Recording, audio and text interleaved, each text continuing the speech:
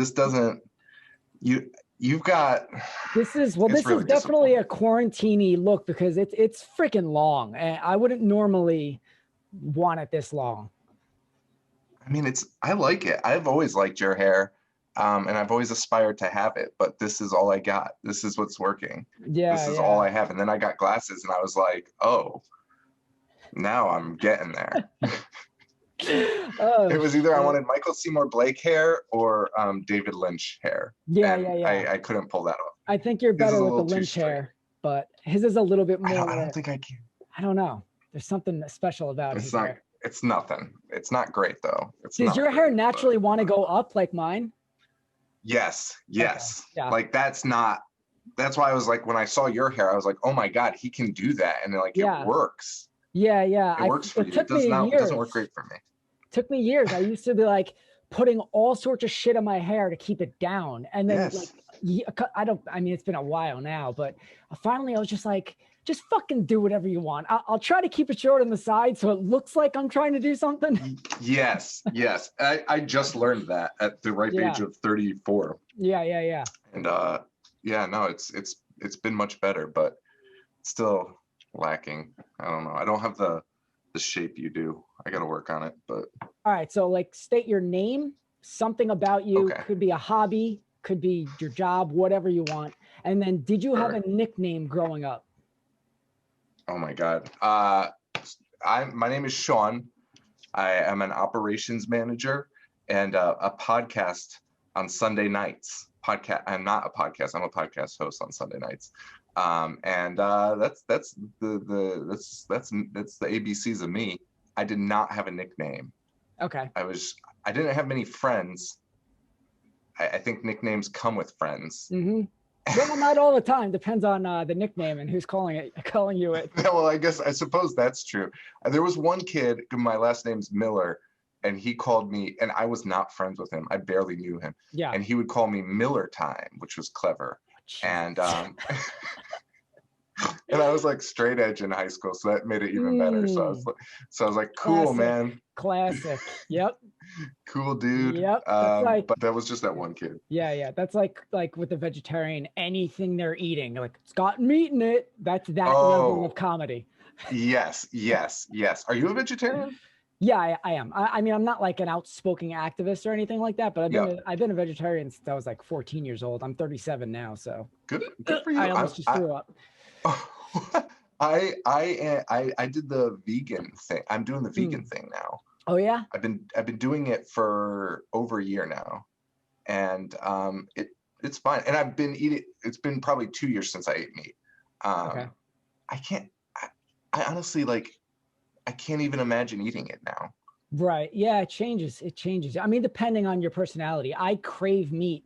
I've craved meat since I was like 17. Yeah, like I'm not the type of vegetarian that sees a hamburger and I'm like, oh, fuck.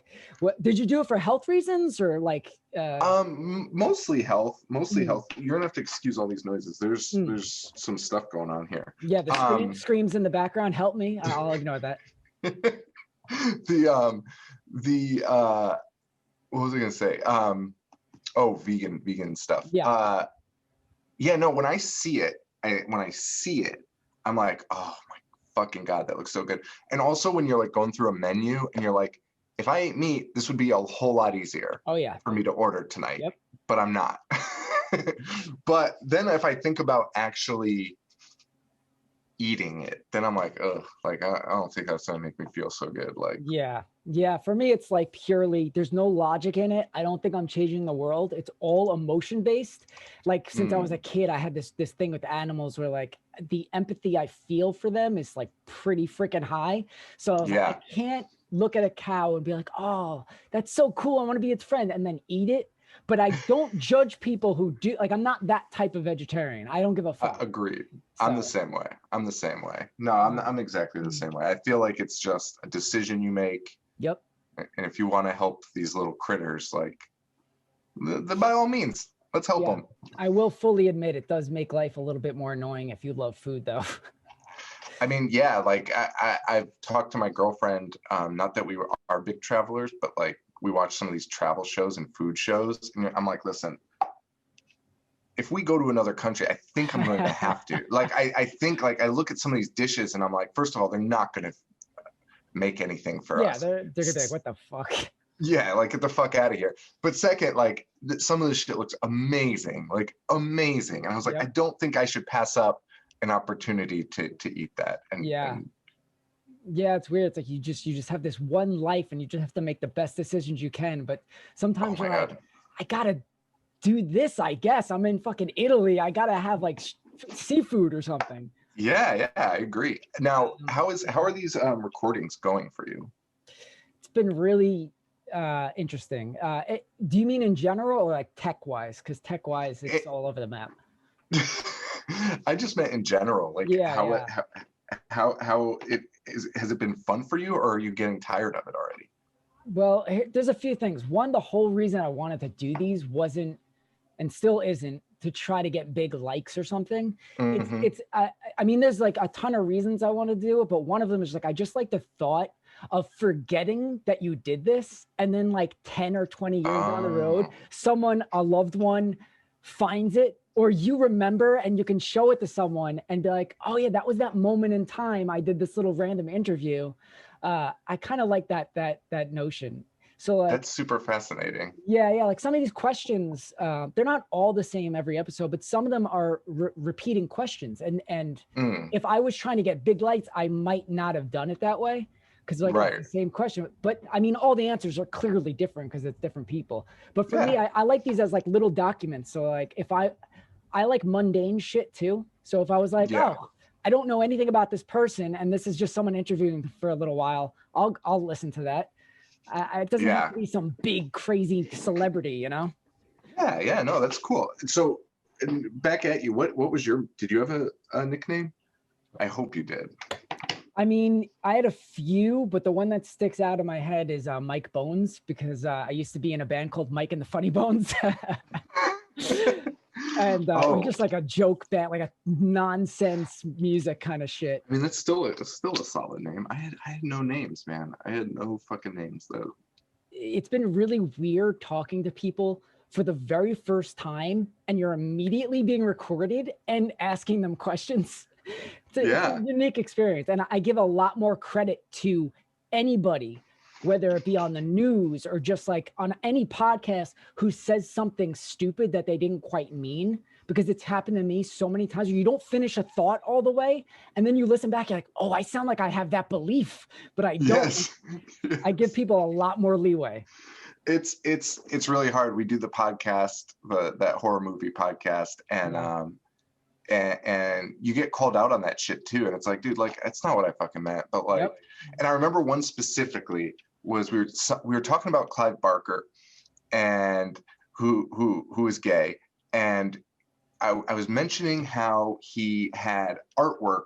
Somebody had went to his house to interview him, and they were like, and he's an artist. They're like, his art was all over the walls, like not an inch of space remaining. Yeah. And like all genitals, just all over his walls. And I said, what the fuck? I forget what word I said something. I think I used the word deviant or something. Okay. But in my head, I'm thinking like, word to use. Which I didn't realize. And so I said, like I said that because in my head, I'm like, if you have genitals plastered all over your walls, like, I don't care which genitals they are or which ones you like. That's bizarre. That's a bizarre thing for me. I don't want to live in a house with genitals on the walls. Yeah. And somebody messaged us, and they were really polite, but they were like, hey, like, did you mean that because he's gay? Like he's a deviant? Yeah. Yep. And I was like, oh my God, no, I didn't even think about it in that sense. It's like, so easy to sound like you're saying something. It's and also, they were like, oh, good. Yeah. And also just things that I say on the spot. I probably do it in everyday conversation, and it just I don't pick up on it. But like someone in an earlier episode was like, oh, and I was asking someone if they had to pick a favorite movie or something along those lines. Yep. And then they're like, I don't know. And I was like, yeah, I don't know mine either, but I totally do know mine. But for some reason in that moment, I said, it wasn't like a lie, and it wasn't like a nervous thing. I just said it. I don't even know why. Yeah, I do it all the time. I do it all the time with Joe. Like Joe says something, and I'm like, totally. And then I've actively tried to change that this go around, because we stopped. And this go around, I've actively tried to be like, no, like challenge those things. Cause sometimes Joe will be like, that I hated it. I'll be like, yeah, me too. I'll be like, wait, no, I didn't. Like I didn't fucking hate it at all. Like, why did I just say that? Weird. Cause I don't typically think of myself as doing that kind of shit. And I think I'm nearly positive it happens mostly because it's being recorded and there's that I'm still not totally used to it yet, just being recorded. So my brain just works slightly differently when I know I'm being recorded, and it's just weird. Yeah. Like, I think we all do, but I also think it's you. I think it's us. We're recording something, we're creating something, and we need to like move it forward because we can't just get into like, oh no, my favorite movie is this. Like you're like, all right, let's just move this. Yeah. Let's just fucking. I don't have one either.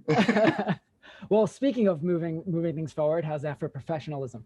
That's great. Was there a member of your family that you can remember growing up with, right, that you were frightened of, but not because they did anything bad to you? That I was frightened of? Yeah. There was definitely this cousin that I had, Dave, who, and I mean, I guess he did something to me, but like not really. Like, so I look at it now, it's interesting because I have a son, a 7-year-old son. Okay. And so basically this cousin Dave, like I felt like tortured us. Like I truly believe he tortured us in that time period. And I was genuinely afraid of him. But I see my 7-year-old now and my sister, who is his aunt, and she kind of like fucks with him a little bit. Like, and it makes him crazy. Like it makes him like really fucking crazy to a point where he's like, I don't like this. I don't like her. And I'm like, oh wow, dude, I'm like, she's not doing anything. Like she's just messing around with you. And then I was like, holy shit, is this what my cousin David was doing to me? And like, it literally meant nothing. But to me, I was like, oh my God, David's the worst. Yeah. That's funny you say that. I have an uncle who used to do like little weird things just to fuck with me. Like he had this, it was like a Dracula pendant, or it was like a weird looking pendant. And a few times he would just like put it on and then come up to me and just go, and then walk away. Now that's like a silly thing to fuck. But as a kid, I was like, that's so weird. What the fuck? It didn't like link that, oh, he's just screwing around. Like, yeah, you see it as like totally unhinged behavior. Yeah, like, it's just like, you're so used to like stability as a child, and then like you have this family member that comes in and just like turns your world upside down. Meanwhile, I would do shit like that to a kid. So like, 100%. And you become that person and you don't even really know it, like how they're taking it. The way they digest it is totally different. And that blew my mind when I figured that out. Like I was like, holy shit, David was probably just like coming up to us being like, ugh, and us being like, oh my God. Oh, that's fucking funny as hell. All right, so I don't know if you read this or not, but apparently they just found like water crystals or some shit on the moon. Now, if given the chance, just for bragging rights, would you be one of the first people to drink that water? No, I wouldn't drink it. I value my life a lot. I feel like I should be doing more with my life if I valued it as much as I do, but I really don't. I just kind of skate by. But for whatever reason, I'm not going to skydive. I'm not going to bungee jump. I'm not going to do any of that shit because I just want to live. This is fine. This is fine. Yeah. This is fine. And you would think I would want to, because I don't really do a whole lot. So like, fuck it. Like, right. I guess I do value breathing. I don't know. By the way, that was one of my top favorite quotes ever said on this is like, I'm not going to skydive. I'm not going to bungee jump. I want to live. It's just crazy behavior. It's fucking crazy behavior. It's erratic and it's insane. And I'm not interested. Yeah, I'm fine. I understand the adrenaline rush, the need for adrenaline rush. I don't personally really have that, but I get it. Like I would, if I did have that need, I would totally do it. I wouldn't be like, no, I'm fighting this feeling. I would go for it. Well, yeah. I mean, you definitely go for it, but like, I feel like that's what's, what survival of the fittest. I feel like this is a little bit of that element. Like there had to have been cavemen that were like they were like, yeah, no, we don't mess with that megafauna over there. They're enormous. But there was probably cavemen that were like, fuck off. I wonder if speaking of cavemen, like I wonder if during those times, I'm gonna sound like an asshole, during those times, whatever times they were, was there like less adrenaline junkies, or was there the same amount and just that world was more catered towards, like, because you're hunting, you're gonna get that rush? Or there's still those people in the tribe that are like, I gotta fucking stand on this ledge or something, like. I feel like I read this book Sapien, which is amazing, by the way. Well, it's amazing. The first half is amazing. The second half is about like us now, and that's not fun. Okay. But the beginning is all about like Cro-Mags and like Homo sapien and everything. It's amazing. And like how some of those traits have traveled down with us. But I feel like maybe just living back then was an adrenaline rush. Yeah. Like you probably woke up in fucking fear. Yep. Yeah. You didn't know what the sun was. You didn't know anything. Yeah. And then all of a sudden it starts getting darker earlier, and you're probably like, oh, this is the end times. Like I don't know what end times are, but this is it, probably.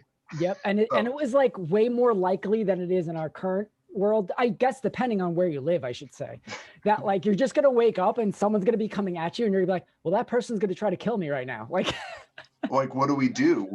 And most of them didn't even have language. Like Homo sapien had language. That's what separated them from Cro-Mags, I think it's called. The band, the Cro-Mags, it separated them from the band. Right?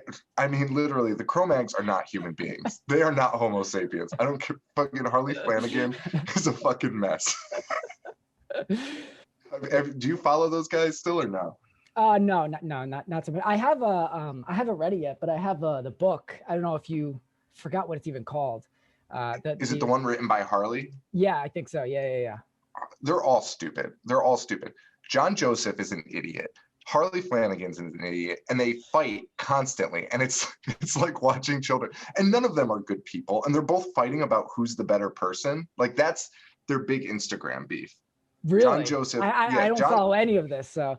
Oh, I also it's great. Say these are not my thoughts. All right, don't fucking come after me for this. These are Sean Miller's thoughts. Come find me. I don't care. I mean, listen, they make great music. Right. But now they're just fucking weirdos, and then they fight about who's the better human being. Like that's their big thing. They're like, no, you're a thief and a crook and blah blah. It's like, dude, you guys both stabbed each other like multiple times. Yeah. I think we're gonna get there eventually. I hope so. By the end of this, we're going to be saying that to each other. You're a freaking thief. This is where the beef starts. I'm all about the beef. I'm going to throw you into this little scenario, and I want your gut reaction. All right. Obviously, everything's nuanced, but just try to give me your like more towards that way or that way reaction. All right. Okay, where you're in a world, right, where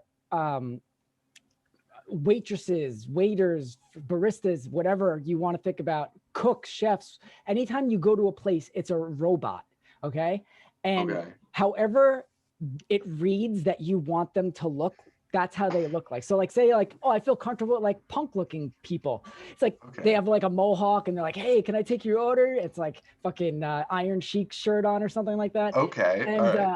And, and they have little conversation pieces that if people pay them, they'll bring up to you. So it's like taking Iron Sheik. So like, hey, Sean, would you like your usual? Hey, have you heard the new Iron Sheik? Things like that. Is that a world you want to be a part of, or do you think that's shit? That's like super interesting. I'm going to say no. Wait, is this rapid fire or no? No, this doesn't matter. Okay. Yeah. I'm going to say no. Off gut, no. Okay. It does sound appealing, though.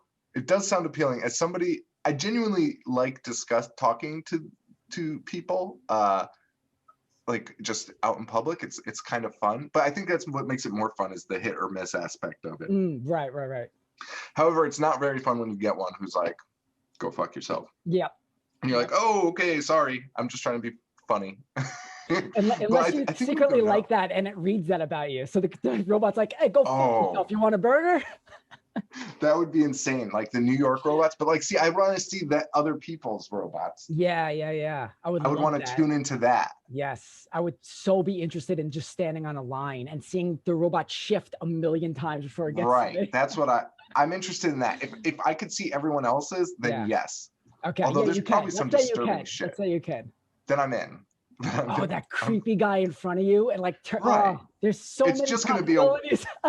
there's just gonna be so many naked Oh yeah, baristas and you look waiters great walking around. today, Bob.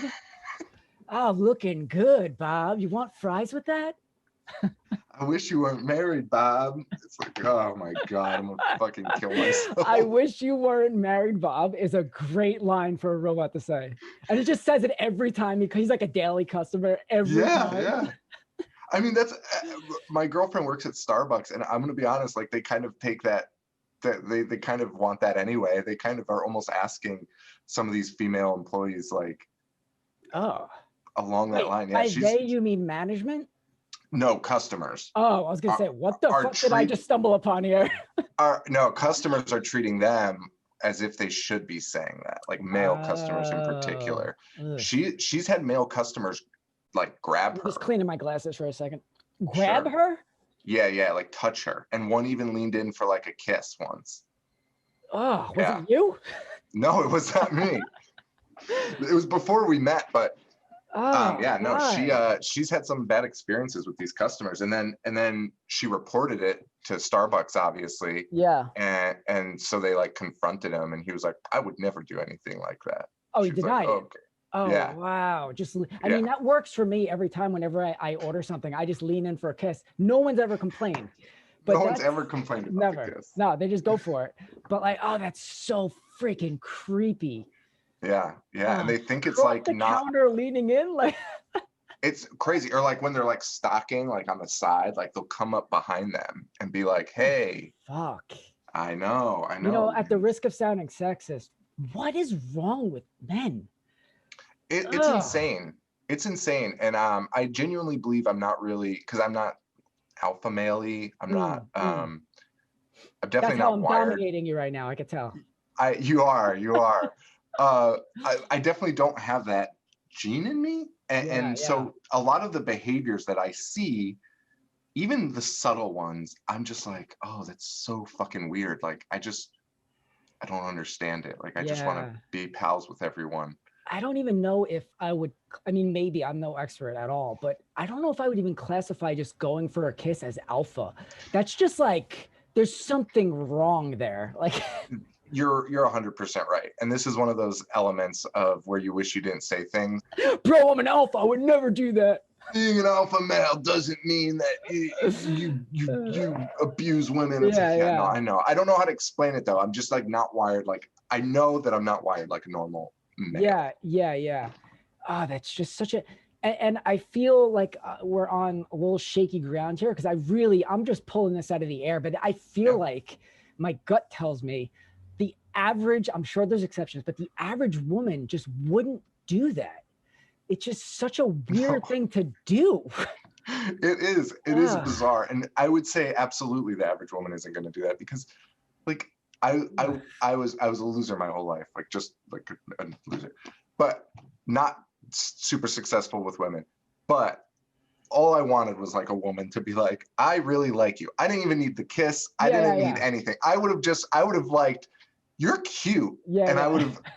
And it didn't happen ever. So it might be me, but it's, I think in general, it's safe to say most women will not do that. Yeah, that's just fucking weird. Well, all right. Can you tell me about a time in your adult life where you were publicly embarrassed? If you can't think of one, that's fine. Honestly, I'm not sure. Publicly embarrassed. Somebody made fun of me wearing skinny jeans recently. That embarrassed me. That's anything even mundane. That's fine. That was probably it. No, it was a guy I work with. Okay. And he said it, and I've put on a little weight. I broke a rib, and then I had pneumonia, and like I put on a little weight, and he like mentioned the skinny jeans, and it was in a way that was like, ooh. And then I was like, oh God, I didn't feel good putting these on this morning either. Like I was like, I don't think I want to wear these anymore. Yeah, isn't that funny how like a little thing, like I'll wear a shirt or something, and I'm like, oh, this is okay. I guess it looks all right. And then just that one person says something, you're like, I'm never fucking wearing this shirt again. Like, I've honestly been avoiding them like since the comment, and I was yeah. I think sometimes depending on the personality type, like some people I feel like are slightly oversensitive. So even if they like the shirt, they'll still not wear it. I'm not that, but if I have suspicions about a piece of clothing and someone says something, it's less about them and more about, yeah, this is confirming what I deep down already knew. Exactly. It's validation, right? Like, because I had already been like, oh, these jeans are not fitting the way they used to. And then they said it, and I was like, yep, that's it. That's a fucking wrap for me.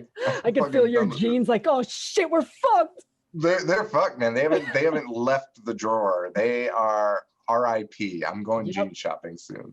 All right, pick any year in high school and tell me a little bit about who you were. Oh my God. So there was this year. It was probably fuck. See, I'm so bad with dates, but it had to have been like I don't know, junior or senior year, I guess. I know I was with this girl. I don't know, whatever. I don't know what happened. I lost my fucking mind. I was like not showering. And I mean, I've had battles with depression, but that was not it. Like, it was just like, I'm just not going to shower. It was a style choice. Yeah. It was a style choice. And I mean, it definitely had to do with getting into like some more like subversive, like punk music and stuff. Yep. And I was just like totally off the rail. And my hair was like, boom, like huge, like, because it just goes out. Like mine. And I just didn't cut it. And it was just it was almost an afro, but it wasn't. Yeah. By any means. It was just a mess. Yeah. And then I wore this hat from that Truth company, the anti-cigarette company. They gave out hats at Warped Tour that summer, and I loved it. It was camo. I don't even know what it said on it. It said like knowledge. I don't even know what the fuck it said. Wore all year. It was disgusting and brown. And I lived my life like that. And I stopped, like, I don't know what I was doing. I was riding my bike around town at all hours. Like, I got hit by a car 3 times that year. Jesus. Crazy. Because I was riding though, but I was on asphalt. I was riding my bike around from like midnight to like 2 or 3 in the morning, and then going home, and then sleeping and going to school. It was a weird lifestyle. Would you hate yourself, like at this age, if you saw someone just like that, would you hate that person? Would you be like, no, I would admire him. That was like the one Sean that I like really love. Wow. Because he didn't care. It was like the first time in my life I didn't care what other people thought about me. Being like not cool and stuff for so long, and being made fun of. I wasn't one of those people that was like proud of themselves. Like, I was super embarrassed all the time of myself. And like, we didn't have a lot of money, so I didn't have like the nicest clothes or anything. Yeah. And in that period, it was like, I'm just embracing whoever the fuck this Sean guy is. And then even after that, like through like being married and stuff, I don't think I found that Sean again up until probably last year. And I think I'm more like him now than I've ever been. And I do enjoy it. I do. Well, you were saying you haven't showered in months, so. I still shower, and now I shower very infrequently again. Okay. And again, not out of depression. It's just like, I don't care, and I'm fine with it. And you got to do something like to keep this like not dry. I have 2 follow-up questions. One, you mentioned you were dating someone at the time. Does she factor in on this change, or are you just kind of painting a picture? I was just painting a picture. I don't think she really did anything. Okay. But it was nice for somebody to like me for the first time. It was my first girlfriend. So. Was she like punky, or was not at all? So this was just something all you just kind of happened. Yeah, it was weird. And I don't know. I mean, that's probably why she liked me, because she was like one of the cool kids. Yeah. This guy smells. I like him. It made no sense. It was fucking so bizarre.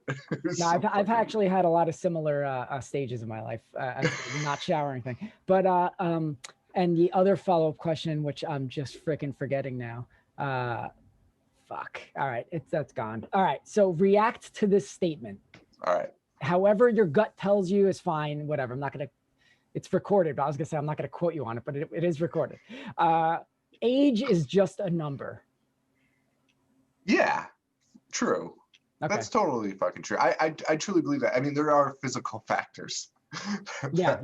But I do think it is just. I mean, I guess the core of what that means is like age is just in your mind. It's how you react to it. I guess that's what that's trying to say. I agree with it to an extent, I guess. I mean, as I hit 35 this year, and like physically things change, like fucking repair time and like losing weight and shit is harder, way harder. Yeah. Way harder, no matter what you do. Right. But like in terms of like mentality and stuff, I think it is just a number. Like I think just take care of yourself but I think it is just no. I think you should behave like however you want to behave. Like there should be no standard. Like just because I'm 35, like, you know. Yeah. I do wonder, like when people answer that question, I wonder how much of it is just inside of you. Like that's just the answer you're always gonna have, or the point in your life you're at right now. How much influence does it have over your reaction to that? Because you were saying how you kind of found yourself again, or showing you. Yeah. I wonder if that was not true. If you'd be like, "Now, fucking aging sucks." I think it's the point in your life. Like, I mean, at your most miserable, if you're a little bit older, right? Like if you hit a miserable period in like your early 30s, you're probably like aging sucks. Yeah. And I mean, I even had that with the broken rib and stuff like that. I crashed and like took me and my son he was riding his bike and I was next to him and crashed into each other. And I like took him and flipped. So it shouldn't have been, I don't think it should have been as devastating as it was. Yeah. And it was a 6-week injury. Like it was a 6-week recovery time and it sucked. And then I got pneumonia after, and I think it was somewhat related. But like, it was just like, I remember like at week 4, I was just like, this sucks. Like aging sucks. Cause I feel like, I know for a fact, cause I got into a fight at a party once in my 20s and broke a rib, and I slept on the floor, a wood floor, and like woke up and was like, oh my God, I'm so sore. And I went at like 6 a.m., got a new license, and then came home and like proceeded to party all night again. Yeah. And it's like, Jesus. I would have been fucking dead. I would have been fucking dead if I tried to do that this year. Yeah. Oh yeah, for sure. So your son tried to kill you basically, like the bad seed. He did. He really did. Actually, Damn. He felt really bad. He got like a huge cut on his face, but it would have been worse had I not grabbed him. I grabbed him off the bike and kind of rolled with him because he was about to wipe out. And then he gets up. I was on the ground and I knew I broke it. Like I heard it break. And he gets up and he's fucking sobbing. He's like, how old is he again? Bloody murder, 7. Okay. And my girlfriend runs over. He's sobbing, and I was like, James. I was just laying there. It's like, James, I need you to stop crying because my rib is broken. And I can't do anything. I cannot do anything to help you at this very moment. I need to stand up first. Yeah. And it made him stop crying for a second because he could not believe that I'd been actually hurt and like had a broken rib. It's like, my dad is weak as fuck. Yeah, that's what I was afraid of. But instead he was like, oh my God, you're so cool. Like you broke a rib. Oh, that's awesome. That's a good reaction. Yeah. So, and he thought like I did it to save him. And I was like, no, dude, like it was just a mess. Like it was just a disaster. Yeah. Now be honest. Both bad. Be honest, because I want, when he gets older, him to be able to see this. Yes. Who was at fault? Honestly, probably me. Okay. Probably me, because he was learning to ride his bike, but he was pretty good. I could have probably not been near him, but instead I was jogging next to him. Okay. And we both looked at my girlfriend for some reason, and then we both ran into each other. Okay, we figured it out. It was all her fault. Yeah, I mean, essentially. Yeah. Okay, that's what I wanted to get to. Have you ever had a bad reaction to medication? No, I'm like super good. I'm a lightweight, but like nothing's ever like done anything. Oh, you know what? One time, this was wild. I had mono, and so all week, and I came with like, because it usually comes with strep throat. Was this in high school or? Yeah, high school. Okay. And I had like nasty strep throat, like the worst I've ever had. And the doctor gave me this shit to like gargle to like numb it. And it was like high powered stuff. And he's like, you cannot drink it. You can't drink it. And I was like, that's fine. And I'm like, I'd literally just watched Requiem for a Dream, and like my life was like changed. And also I was just so disturbed and just like life is meaningless. And then I did the gargling thing right after, and it caused me to fucking throw up. So I'm like throwing up. I have strep throat, and I'm just like laying on the ground, and I'm like, oh my God, I think I'm in Requiem for a Dream. Just the taste of it made you throw up, or was it just a real reaction to the? I think it was a real reaction. I don't know whether I swallowed some or what happened, but it was not okay. My body was just like, bleh, and it was bad. And then I'm like laying on my tile bathroom floor, and I'm like, this is what it's like to be a junkie. And I was couldn't be further from the truth. Did you have to change the medication up after that, or did you just? I just don't. I think I just stopped using it, and I just sucked it up. Yeah. Could you name a movie that if I did not like it, you would judge me for it? No, I don't think so. Okay. I mean, I don't think so. What about you? Do you have an answer to that? I think I probably do, but not like judge in any meaningful way.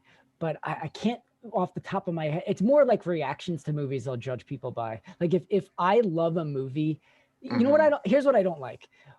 And it's usually actually with horror movies specifically. If there's a horror movie that is done as low as mediocre and on to like great, right? And is not supposed to be funny, and people go into it too ready to laugh, it bothers me. It bothers me. Like, do you see that in theaters, or do you see that at like home too? Well, we do. Not lately, but we've done movie screenings where we set up the projector and we'll show a movie. And if someone like, there was a little bit of an argument had over American Werewolf in London, where it's like someone went into it thinking, "Oh, this is a comedy," and I'm like, and again, I have to be clear here. This is within the context of talking about movies. I'm not taking it outside of that. We're like, you're just a stupid person. But like, I'm like, yeah. And I actually love taking movies seriously like this, as long as you know it doesn't go outside of this. So like American Werewolf in London, to me, is not a comedy. It has comedic elements for sure, but it's not a comedy horror. So like when he's changing, I don't think the intention was like, oh, I want people to be cracking up when he's changing. Like, no. And the guy was like laughing. I was like, just not supposed to be fucking funny. And like at the end, when he's killing people, he's like laughing. I'm like, I don't think the intention here was to make you laugh. This is supposed to be a meaningful, like, this is sad. He's lost himself at this point. Yeah. So that kind of shit gets to me. I mean, that's kind of alarming. Those two scenes are not at all funny, because I was when you brought up American Werewolf, I was like, oh man, I'm pretty sure I laughed at American Werewolf. There's funny parts for sure. And there's funny parts, but those are not that. Those are not that. The transformation is alarming. The transformation is alarming. Yeah, you feel for the freaking guy. Yeah, well, I was recently at a movie where people started laughing in it, and I was just like, what the fuck is happening? It's weird, and I don't know whether it was uncomfort or like discomfort or but I went to a screening of Carrie, and look, like, I'm not saying that movie has aged wonderfully, right? But there are still effective scenes in it, and everyone at the screening was like laughing the whole way through, 100%. How is that even possible? Heated as fuck. I even said out loud, I was like, it's not supposed to be funny. And then Chelsea was with me, she's like, shh, I got so mad. I mean, it's like, honestly, like that beginning scene. Yeah. How do you not feel for this person? Like that is like a sad, fucked up scene. That is awful. That is awful. That scene like changed my life, first of all, because I'd never seen anything like it. Right. And I was just like, I don't know how you can even laugh at any point during that movie after that first scene. And the mother is awful. Like the mother is terrifying and a horrible human being. We went to this theater. There's this Connecticut Cult Classics, and they do like screenings. And there's been a few times where I went up and talked to a couple people, because I was like, guys, you have to stop. Like, it's not Mystery Science Theater, and like this shit's not funny. Like, like, dude, it's not that funny to be like, like, it's just not there. Yeah, at the risk of taking art too seriously, I part of me is I just want to say to these people, like, all right, like, try. If a movie's really bad and not working, I get that. If it's like, oh, this is fucking ridiculous, but try to at least respect the intent behind each scene. Don't go into a movie just like, oh, it's horror, I'm going to be laughing the whole time. I don't want to tell people how to appreciate art, but it bothers me. there's not that many The Rooms out there. Right, you know what I mean? right. There's not that many that bad where you can laugh beginning to end. Yep. At an attempt to make art. Yep. I could go on and on about this, and I really want to, but let's fucking move on. I hate horror. So I Hate Horror is our domain name and our handles for our podcast, The Horror Show. Mm-hmm. Because obviously, like, the horror show is taken, but that's fine. Like, it's whatever. But in high school, when I discovered all those bands during that amazing period of my life, there was a website called IHateMusic.com, and it was run by this punk in Florida. It's how I discovered Against Me, Hot Water Music, all of these amazing Andrew Jackson Jihad. Yeah, and Leatherface, which I know you like. Great. I discovered from them. And it was just this weird little site where he just talked about these bands. And it was by no means like gatekeepery or like, it was just like this dude that just talked about bands and put stuff up there. A lot of like bootlegs and like live recordings. And obviously he loved music, but his domain was I Hate Music. And I always just thought that was an incredible domain name to have for a site that was like, these are my favorite bands, and just talking about how good this music is. But there's something about it too, because it's like these counterculture bands and things like that. So I just felt like it was like a little subversive, kind of like the horror genre, and I was like, let's fucking do I Hate Horror, because like, fuck it, I love horror movies. I think they're the fucking best. No matter how much we shit on them, I think we genuinely enjoy them. Because I mean, the show is us like just joking around about the movies and how silly they are. And I guess it's just to not take it so seriously, right? You can appreciate it as art, but also like, I guess don't take it so seriously in terms of like the gatekeeper thing. Like, right. And also, like we were saying, it depends. It really does depend on the movie. Like, you're not going to put on a super serious movie and just be this fucking sucks the whole time. Like, 100%. These are specifically chosen. Right. And that was like kind of like we opened it up to allow some of our Patreon members to choose movies. And people would choose like fucking Criterion Collection movies. And I was like, I'm not doing that. Like, what the fuck do you think I'm going to say about it? Like, laugh about Rosemary's Baby the whole time. Dude, it was crazy. I forget the one that somebody kept asking us for. And I was like, man, like, I'm sorry. Like, I cannot make fun of this movie. And I don't think I guess they think, I don't know what they think. I don't know. It's weird. And it's not a bad thing that they think that way. I just think that they sometimes assume we are reviewing them and accidentally reviewing just bad movies. And they're like, well, let's hear you review a good one. And it's like, right. No, no one's going to listen to that. Right. Because we're not going to sit there and be like, we're artists. We know anything about being a director or anything like that. But there are movies you can watch and be like, he knew better. Yeah, right. Yeah, and I feel like that the whole I hate horror thing and I hate music thing, it kind of it's like, it's a way of saying, I'm going to talk about this shit, but I'm not going to be pretentious about it. I don't pretend to have like all this knowledge. Like, this is just kind of an entertainment bullshitting type of thing. That's it. And we're definitely not going to go with like the status quo of shit. Like, right. So. Did you have like prior experience before you started that? With like, putting shit out? No, I'm like cripplingly shy. I would never do public speaking. I would never do anything. And that was the first time. And I always felt like I wanted to be in the limelight, but just no self-confidence whatsoever. And then we just decided to do it one day, and it worked out for us. Was it like brewing for a while, or was it just like, hey, let's do this, and then jumped into it? I think we just jumped into it. Like, I'd been listening to podcasts a lot, and I was just like, man, this seems like pretty easy. Right. This doesn't seem that hard, which, by the way, is why everyone does a podcast and why there's a lot of bad ones. Yep. And I'm not saying we're great, but we've been pretty successful at it. Yeah. And but I mean, it's worth a shot, right? So we gave it a shot, and it's luck. It's luck between me and Joe's chemistry, who like we weren't even best friends at the time. It was just Joe made me laugh. And so I was like, he'll be good. Like, I had other best friends at the time. I wouldn't have dared to ask them. Yeah. So I was like, I know they're only funny to me. Yeah. All right, let's hear names. Oh God. I'm actually not friends with any of them anymore. Oh, okay. I've cut a lot of people out of my life recently. So now I'm interested in that, but let's move on. Yeah. So you've done like live shows and shit. Is there Yep. something that sticks out in your mind as one of the most awkward experiences? Yeah, the first live show we did, Joe had a baby, and Wait, a baby came out of him? a baby came out of That Joe. is so awkward.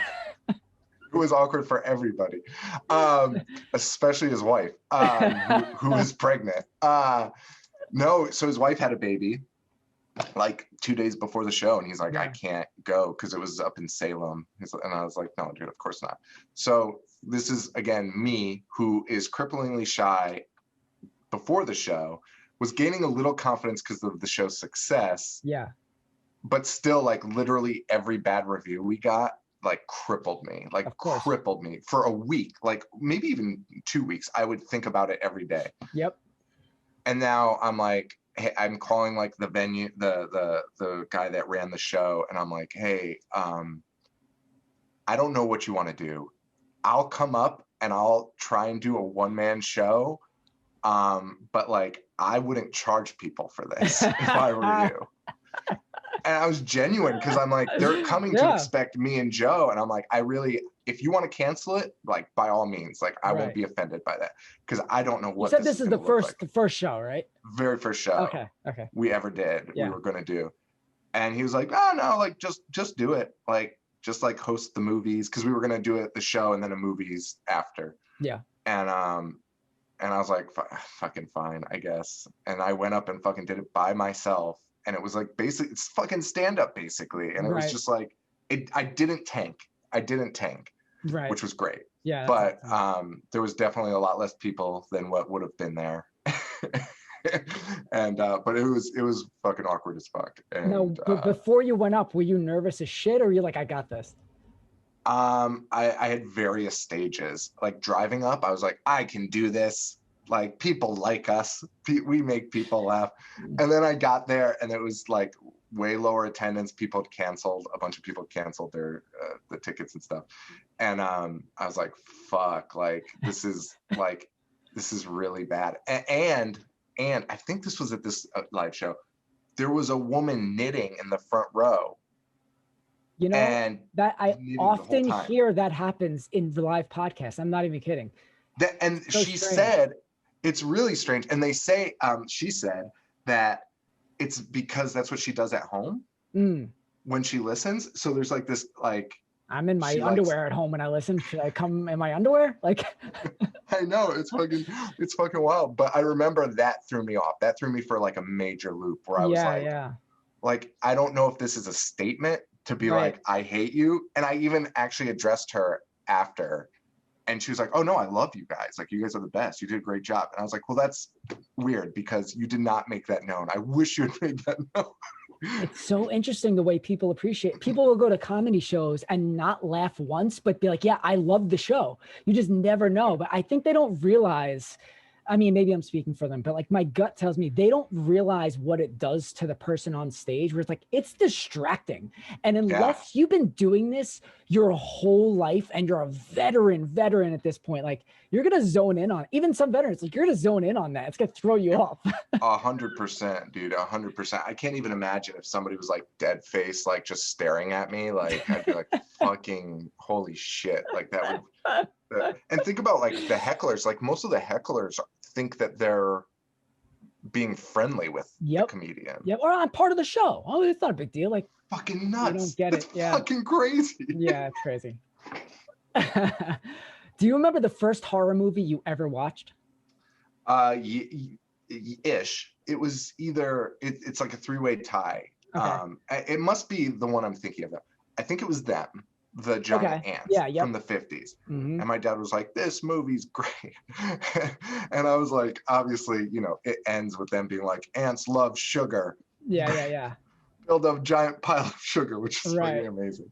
I think that was the first one. But then he proceeded to like then show me very shortly thereafter Motel Hell and The Exorcist, which are that is a spectrum. Yeah. How old are you? I don't know. I'm like so bad at ages. But it had to have been like young. Yeah, like I would say like 8 or 9 probably. And Motel Hell didn't affect me too much, I don't think. But the Exorcist also, I was like pretty good about. Like I was like, it ended, and I was like, okay. And then he was like, you want to hear something cool? And I was like, oh yeah, sure. And then he just like blasted Tubular Bells. He like pulled out the LP, Tubular Bells, and like blasted it. And like for whatever reason, that just like, and I was like, I'm gonna die tonight. Like this is fucked up. I don't remember motel or hotel. I can't remember. Motel, yeah. Did that, but I don't think there was supernatural. It was like cannibalism shit, right? It was cannibalism. Yeah. Okay. Yeah. But it was like also a little bit silly. Like right. He was making human products to sell to people, human meat products, but he was also planting people in the ground. Okay. Yeah, so it kind of like distracted you a little bit. Yeah. See, for The Exorcist, like I was terrified of all horror movies as a kid, even if they weren't that scary. But it would, I can't think of one exception actually.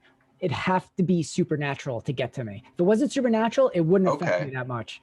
That's interesting. That's really interesting. Yeah. I understand that. I think my thing was like more like empathetic scenes. Like I cried so hard in Gremlins when Gizmo gets the water spilled on him, because like he's like crying, like he's fucking crying, and like fucking eggs are flying. And he's adorable, and at that age you're like, I want this thing. Like dude, it's horrifying. It's fucking horrifying. Yeah, it's like forced. It's like forced insemination almost. Like what the fuck was that? Like that's fucking crazy. I used to carry a Gizmo stuffed animal around with me all the time as a kid. Oh, my son fucking loves him. He thinks he's just like the fucking best. So like early on, did you have a connection with horror, or did that develop over time, or was it like right away something clicked? I think it was always like this weird, excuse me. It was always this weird, like attraction to it. Whether I could handle it at certain periods is debatable. I think like when I was younger, I definitely couldn't handle it. Like Ghostbusters scared me and shit. Yeah. But it didn't take long, and it was more of like the subversive element. I'm just drawn to like shit that you're not supposed to digest in the form of art. And which is why I send you nudes periodically. That is, and it's great. It's my favorite part of the whole show. It's just like that subversive shit. It's just like I'm attracted to it. I'm attracted to like legitimate artists. Yeah. And I find that subversiveness is like usually somebody that's just like doing whatever the fuck they want. Right. And I think in music, in movies, and everything, that's what I've always been drawn to is that stuff. So I think that's why I've always liked horror movies more than like the actual content of the movies themselves. Right. All right. So I know, I mean, if you're anything like me, you have a million of these, but just pick one, whichever one comes to you. What's like a scene? I mean, preferably it would be from early on in your life, but I guess it could be at any time. What's a scene from a horror movie that's burned into your brain? Or maybe there's not. I mean, maybe I assumed. All right. So like, I guess, I mean, Texas Chainsaw Massacre like changes almost everyone's life, because it's a little too weird. It's just a little too fucking weird. Yeah. I'm watching a documentary. What the fuck am I seeing? Right. And the noises that Leatherface makes are so disturbing that it just bothers you. Like it really fucking bothers you. So probably any scene involving him, like probably carrying the girl being like, wee, wee. Like you're like, oh my God, what the fuck is this? And I saw that at like an older age too. And I was me too. But it definitely affected me. And then recently, have you seen that movie Terrified? The Argentinian movie? No, I haven't.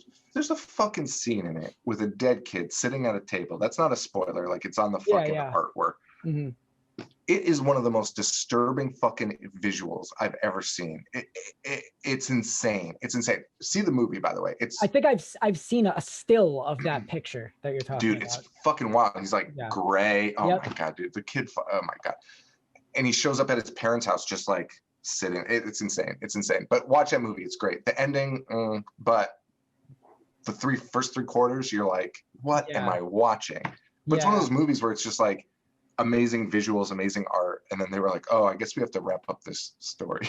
Right? Yeah, that sucks. Which is always hard with horror. Check it out. Yeah, horror is like it's so weird. It's like that.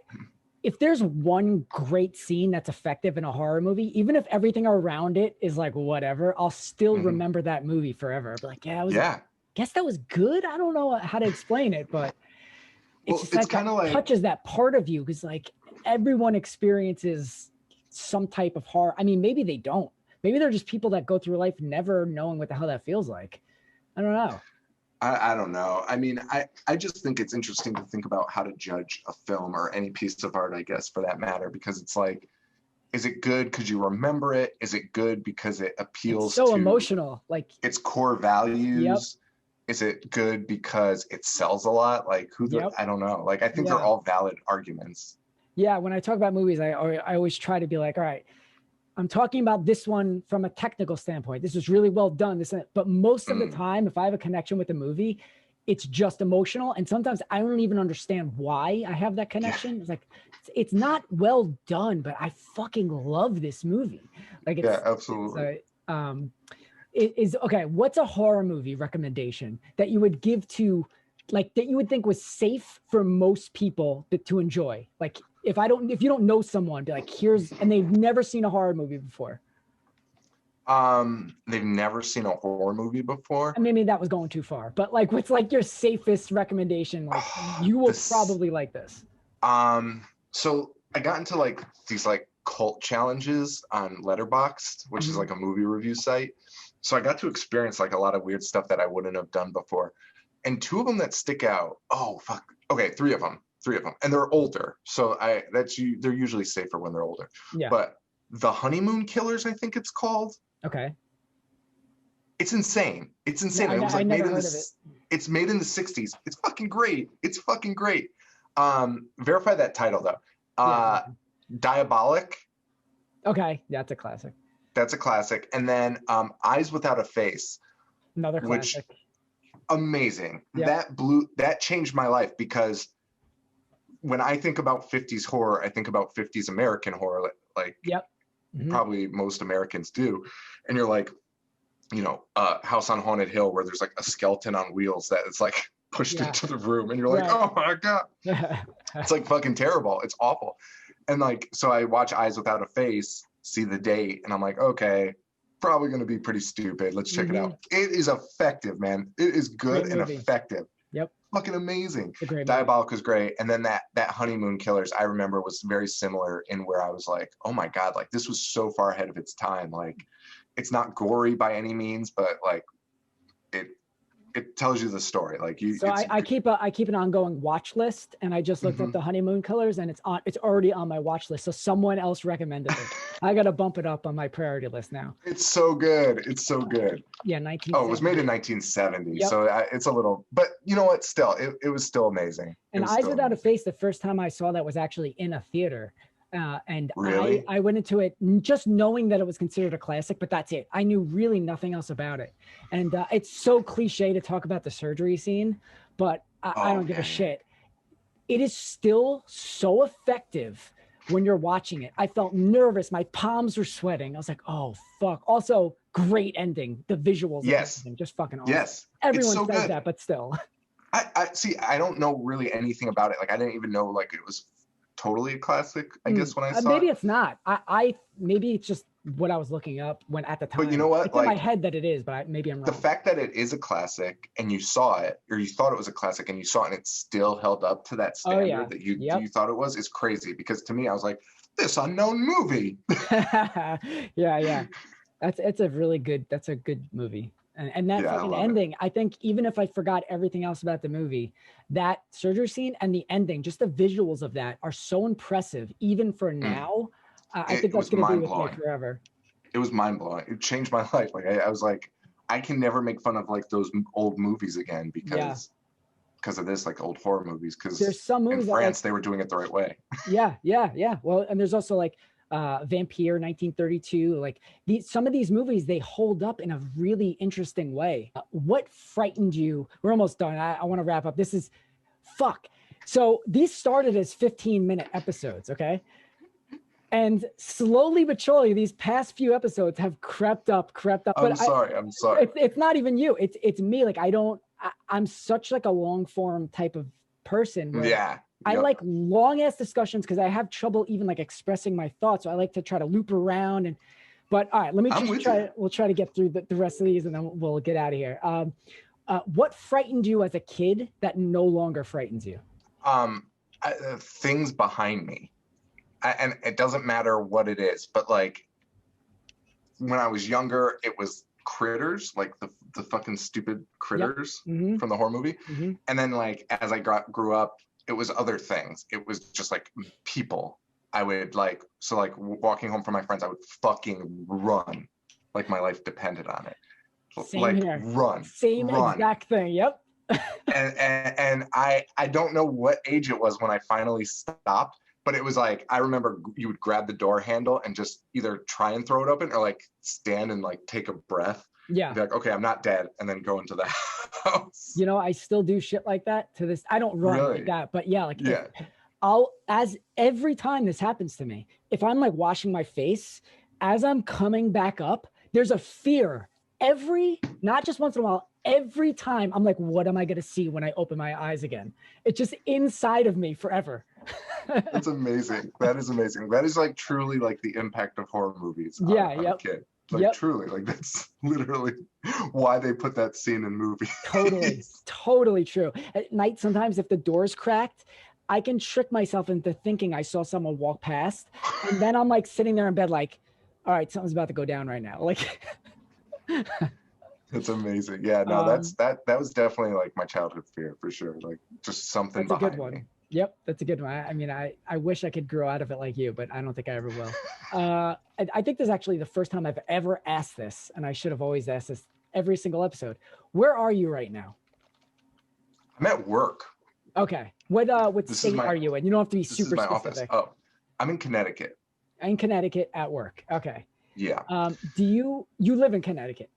Yeah. Okay. I live like 5 minutes from my office. Okay. Do you feel like you have a strong connection with where you currently live? And you could take that to mean your actual home or your area. Like, do you feel like, oh, I'm meant to be here. I feel comfortable, or you're just there? Yeah. Yes.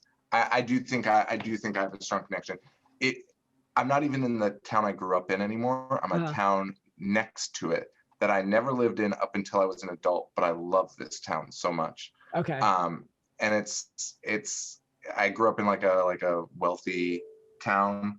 And this town is not that. And I think I like it for that purpose. How long have you been in the current town? I would move there and back like regularly, like when I was younger. But I've been here again for 2 years. Prior to that, I had been living in my hometown again for a while, and I fucking hated it there. Yeah. That's cool, because like I know a lot of people who can't say that, like, oh, I feel comfortable with where I am right now. That's a good thing to have in life. Yeah, it's really nice. I really like it, and like it's a town that like I feel secure in, and I just like, and not even like secure in like the sense of like crime or anything. Like I just feel like it's like a hometown. Like I like this town a lot more. Like that's awesome. All right, good. I'm glad to hear that then. All right, let's wrap this up with this.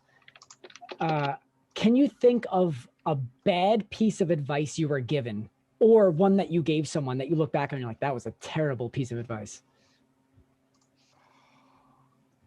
And if not, if there's nothing in your memory, is there any piece of advice you just heard that you didn't follow or give, but you're like, yeah, I don't agree with that shit at all? Fuck.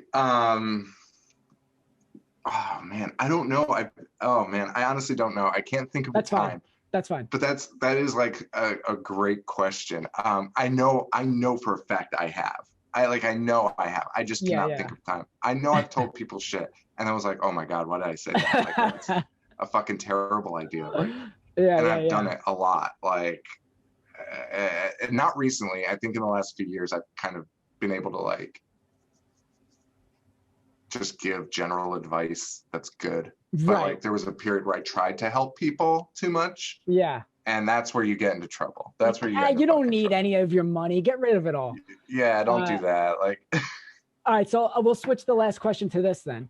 Can you tell me about a memory that you either think about on purpose in order to like elevate your mood, or just a memory that pops in your head from growing up that just makes you feel happy? it could be something super mundane, like someone gave you a hug one day and whatever it is. There was in high school, I wasn't popular or anything, and like got picked on a lot. And I do think about this a lot, and I tell people this a lot because I think it's important. And I saw this person way after high school, and I approached her and I thanked her. There was this girl, I was a fucking loser. I got picked on and shit. And this girl, I sat next to her in history. She was like the most popular girl in school. She was like gorgeous. And she thought I was like the funniest human being on earth. And she sat next to me in history, and she was like, and I remember in the hallways, like she was with her group and I walked by and she was like, hey, this is Sean. Like, she was like, this guy's like the funniest guy I've ever met. And she was like, say something funny. And I was like, I don't have anything to say. I couldn't even speak to people back then. People say that though. It was awful. But at the same time, like it bought me some freedom for the remaining 2 years of high school. And people all of a sudden, all these people that did not like me, like genuinely did not like me, all of a sudden were like, hey Sean, what's up? And I was like, this is so fucking weird. So she literally shifted my entire 2 years of misery. She shifted to be a little bit better just by doing that, and just by keeping me around every once in a while and like being in my classes and being like, no, that's Sean, right? And it changed my life. Fucking changed my life. And I didn't really like process it all the way until like after high school. Yeah. And then I saw her and she was a waitress at this restaurant. And I was like, hey, I just no. Yeah, I fucking hate you. And I was like, man, thank you so much. Like, I just wanted to say thank you. Like, you don't even understand. And she was like, oh, that's great. I was like, okay. Well, I got news for you. She's here right now. No, that's actually really cool of you to say that to her. Not everyone, like, it's something I would do too. I would totally be like so open. But I know a lot of people would not be. They'd be like, I'm not going to say anything. That's really awesome that you did that. I probably made. You have to tell people that shit. You have to tell people that shit, man. Like, I feel like it's really important to tell people good things, like how you feel about them, because, you know, it's going to go by. Like, people need to hear that shit. Like, totally agree. And that being said, I appreciate you freaking being on here. Thank you so much. I appreciate you, Michael Seymour Blake. You make me very happy. And sometimes I really genuinely, I like what you do. I think you're a really brilliant person. Your art is amazing. And I'm not even just saying this. Well, I got a checklist. Go on. And I truly wish, I think you're a great human being. And I'm like, man, I want to like be around that person. Wow. Like, there's people in my life where I've met that I'm like, I want to be around them. Like, I need to like somehow bring them into my life somehow. Well, you got me, baby. You got me. That's it. So I appreciate it. I got to start saying some real fucked up shit now, like shit that makes you want to distance from me real bad. I never said that about him. I don't want to be associated. Where can people? Do you want people to follow you? I don't need anyone to find me. It's fine. You can fight me about the Crow Mags. I'll come to New York City and do John Joseph's New York City tour, and we'll fight. Okay, awesome, perfect. Oh, look, thank you so much for being on. I really appreciate it. I'm officially the longest freaking one yet. So.